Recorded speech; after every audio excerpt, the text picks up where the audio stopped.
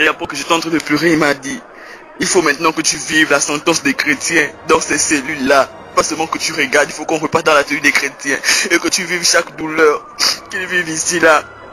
Comme ça, tu pourras mieux t'exprimer et mieux expliquer cela. Mais si tu ne ressens pas la douleur, si tu ne ressens pas les douleurs qu'ils ont, comment tu pourras expliquer cela? Mais j'ai refusé, j'ai senti que là, c'était terrible ce que j'allais vivre. J'ai dit non Seigneur, je ne peux pas vivre ça, même sur la terre, je ne supporte pas les douleurs. S'il te plaît, je ne peux pas vivre ces douleurs, ne me laisse pas, ne me laisse pas, ne me laisse pas. Et il m'a dit, il faut que tu ailles parler aux chrétiens. Il faut que tu ailles parler aux hommes de Dieu. Il faut que tu ailles parler à tous les hommes. Il faut que tu ailles parler à ta famille. Commençons par ta famille. Il faut que tu parles de tout ce que tu verras. Mais pour que tu parles avec efficacité, il faut que tu vives les mots que ceux-là, les chrétiens vivent ici. Et j'ai commencé à me débattre. Je disais, Seigneur, je ne veux pas entrer dans les cellules. Je ne veux pas entrer dans les cellules. Tellement je me débattais que je suis sorti de ce songe épouvantable. C'était horrible. Oh, Karel. C'était horrible, papa. C'était horrible, maman. C'était horrible, tonton JB. C'était horrible.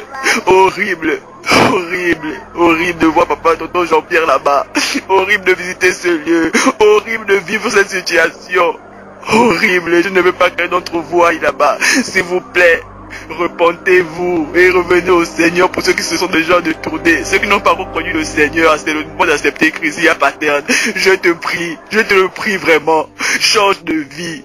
Reçois Jésus comme Seigneur et Sauveur personnel. Fais-toi baptiser. Suis ses consignes. Arrête toutes les vanités que tu fais, la boisson que tu bois sur la terre. Si tu meurs dans ta condition, il y a pas terre. C'est directement l'enfer. C'est un Dieu horrible. C'est un Dieu horrible. Recombat, les petites filles que vous suivez là. S'il arrive que vous mourrez comme ça, c'est directement l'enfer. Parce que la fornication mène en enfer. Si vous voulez être dans les relations, s'il vous plaît, vous voulez avoir des rapports sexuels, mariez-vous. Mariez-vous, je vous en prie. Je vous en prie, je vous en prie. Sortez de tout ce qui est vanité. Sortez de la fornication, de l'immoralité sexuelle, des drogues, de l'homosexualité. Sortez de la boisson. Sortez du vin.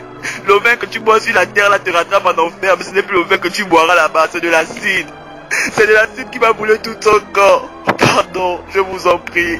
Ne voulez pas oublier ce message. Asseyez-vous, écoutez-le bien. Écoutez-le bien et changez de vie. Écoutez-le bien et suivez le Seigneur. Suivez la voie du Seigneur. Écoutez-le bien. Saisissez la grâce de Dieu. Peut-être que c'est la dernière opportunité qu'il nous donne. Le plus difficile, ce ne sera pas de mourir. Ce ne sera pas de voir quelqu'un d'entre nous être détaché de nous. Mais de savoir où tu iras. Il y a 2 lieux de destination. Quel sera ton lieu de destination? Si Jésus revient à l'instant où je suis en train de parler, ou si la mort te prend à l'instant où je suis en train de parler, quel est ton lieu de destination? Par rapport à tout ce que tu poses comme action, tu n'as même pas le temps de demander pardon à Dieu. Toi tu es dans le vin, mais tu rentres ivre le matin, la nuit. Le matin tu t'élèves, tu repars dans tes occupations. Même pardon ne sort pas de ta bouche. Toi tu es là, c'est toi qui connais toutes les femmes du quartier. Mais tu ne sais pas demander pardon à Dieu. Je t'en prie. Sortons de tout ça.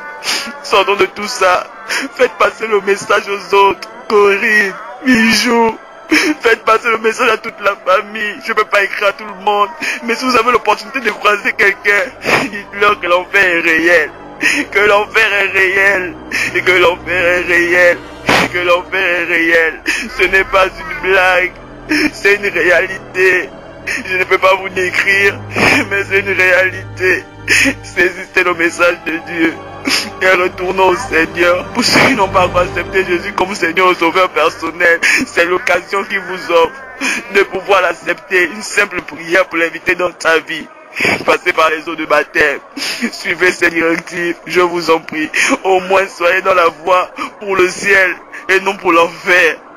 Car je t'en prie, fais écouter le message à tout le monde. À tout le monde.